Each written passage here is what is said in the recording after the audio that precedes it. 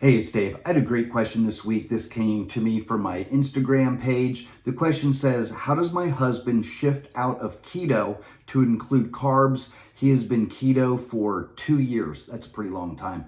I think this is a great question, especially with the popularity of keto. So I'm going to answer this question and with the limited information that I have, and I want to tell you a couple quick stories and when I'm done. Here's what I would do. I would and you said this is your husband, I would have him keep his protein the same, and we want to slowly add carbohydrates back into his diet and take out fat.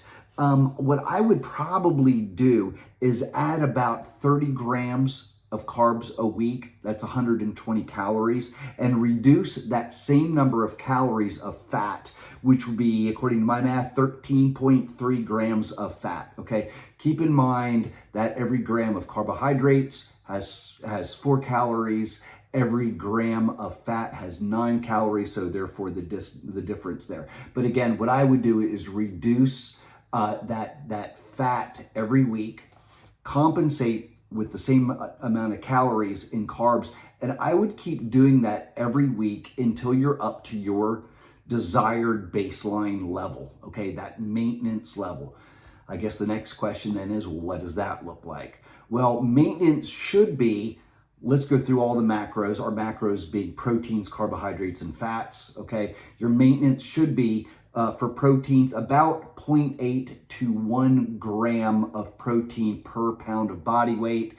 If you are weight training hard and heavy as you should be, I would highly suggest 1 gram of protein per day per pound of body weight, okay?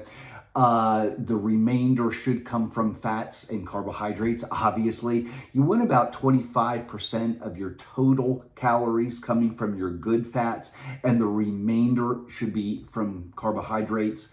So then the next question is then, Dave, what does that remainder look like? Well, to calculate your total calories that you should be consuming, and again, this is a big blanket statement, but if you take your weight times 13 or 14, maybe 14, that'd be about how many total calories you should be consuming a day for maintenance. What I would do is go through that math, and I have some other examples, some other videos if you go to my YouTube channel to help you through those calculations, but you want to get up to that maintenance level of calories and stay there for, let's say, 4 weeks and see how your body adjusts to that, okay? And then alter that based on what your goals are. So let's get our body used to those maintenance calories. Then if we want to lose some body fat, we want to do a slight caloric reduction from there. And again, we can get into that in future videos. Just a couple other quick thoughts. Keto can be very effective for some people, and it's not effective for others. And if it's not effective, or if it's no longer effective for you, and this isn't even a keto comment, just about all dieting modalities. If whatever you're doing is not taking you in the direction in which you want to go, it's okay to change something. It's okay to change. What I would suggest though is a good, let's call it a 4 or a 6 or 8 week kind of experiment, if you will, and see how we're doing on this training modality, and then make an adjustment. And again, if you're not seeing the changes in the direction in which you want to go, let's make a change. It's okay. Again, just because it worked for your friend doesn't necessarily mean that it's going to work for you. Okay? Quick story. I've been really watching my nutrition lately, and the other weekend, Melissa and I went out to dinner.